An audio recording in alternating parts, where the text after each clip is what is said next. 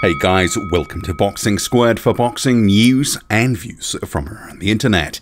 And another heavyweight news mashup video today, starting with Anthony Joshua's next fight, which looks set to be against Kubrat Pulev on June the 20th and likely to be at the Tottenham Stadium, which is of course a new stadium, and it looks like the Arsenal Stadium will miss out. That's according to multiple reports. So see here on screen, this is World Boxing News. And this is following on from reports that have emerged in Bulgaria too, and I'll get to that in a second, because here you see on screen, this is on the right hand side an article that Kubrat Pulev, as part of his Pulev Sport Instagram page, has reposted, and I'll get to the translation or some of it in a moment. But the World Boxing News article says, according to reports in Bulgaria who claim to have seen the contract, the fight will happen June 20 at the Tottenham Hotspur's new stadium. Pulev's promoter Bob Arum spoke to WBN on Thursday evening to confirm the only detail left to confirm was the venue.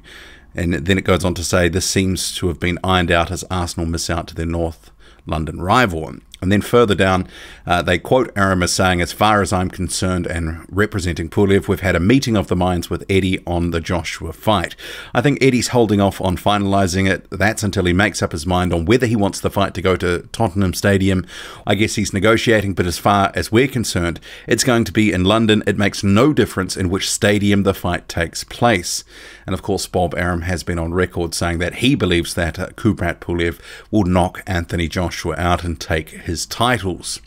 And Pulev from Pulev Sport has posted this article. Obviously, you can see Kubrat Pulev on screen. And it goes on to say in the translation, Kubrat Pulev will confront Anthony Joshua on June 20 at the new Tottenham Stadium. The news was also confirmed in part by the promoter of the Bulgarians, Bob Arum, who wrote on Twitter that the negotiations with Eddie Hearn are going very well and official confirmation is expected every moment. So the translation, it is what it is, but we can expect some news soon on the announcement of this fight by the look of it. And once that fight is announced, it will set some other dominoes off, including Alexander Usyk, Anthony Joshua's WBO mandatory, who is all but set to fight Derek Chisora by the look of it in May.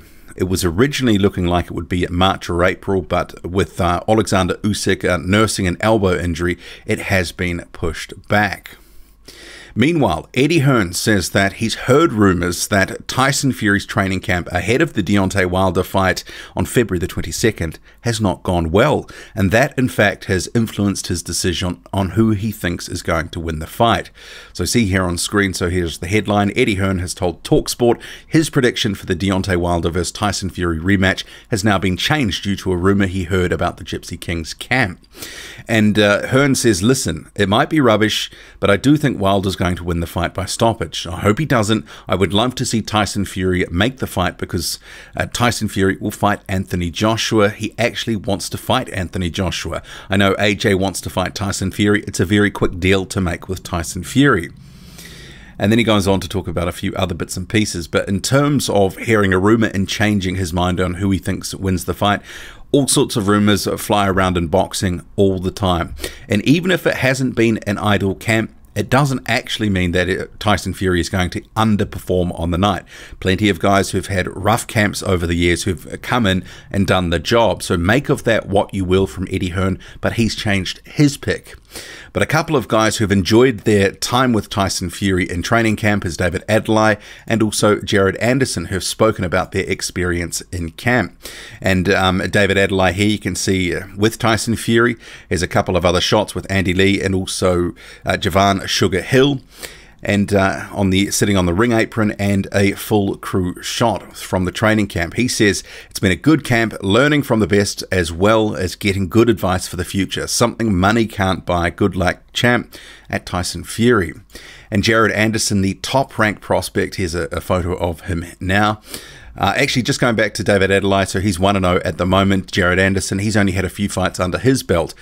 But he has said, just finished my second camp with a former/current world champion, and I'm only 3-0 as a pro. The blessings are unreal, and I'm grateful for everybody who has been a part of this journey. Hashtag world champion vibes.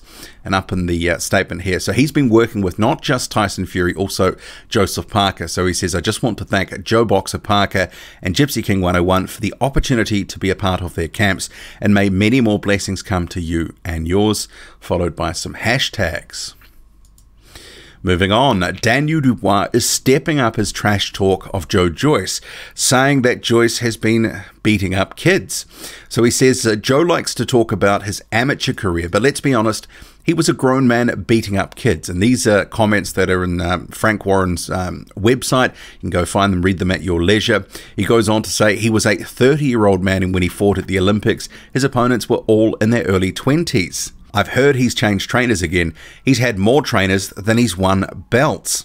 He's nervous, he's panicking, and he's regretting signing for this fight. It's starting to dawn on him that this is his last fight of his career. Apologies, you can hear the siren going past. This will be the last fight of his career. He should enjoy his final camp before he retires. So part of me believes that Daniel Dubois, he might be thinking similar to this, but I'm sure that someone else is helping finesse those barbs which he's throwing out to Joyce there. But I did have a laugh when he said he was a grown man at beating up kids. But Joyce's manager isn't laughing. Sam Jones saying on Twitter, Daniel can dismiss Joe's amateur career. Dubois had a chance to stay at GB and go head-to-head against Fraser Clark. He chose not to because it was too much of a challenge, and then Frank abducted him. Joe has achieved more in a week in boxing than Dubois has in his life. And just rounding out this heavyweight news mashup video, and as reported by Michael Benson on his Twitter feed, he says Eddie Hearn has declared that he likes the idea of Michael Hunter versus Murat Gassiev after Gassiev's heavyweight debut this month.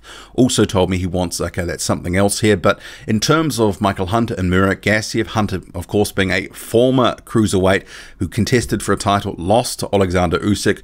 Murat Gassiev, also another Usyk opponent who also lost, but he did become a unified champion at the weight. It's an interesting fight. I quite like that one, and it's a relatively even matchup. And just on the basis of some of the movement and skills, I might lean just towards Michael Hunter. And that seems to be the way others are looking at it. And I'm not saying this is a fight that is just a lock for Michael Hunter, but some poll data, so Stuck in Kiev boxing polls under this post, he's done some data science on this, almost 200 votes, and 53.8% going for Hunter, 46.2% for Gassiev. And that's kind of how I look at that fight, that it is, I'm just edging it slightly towards Michael Hunter.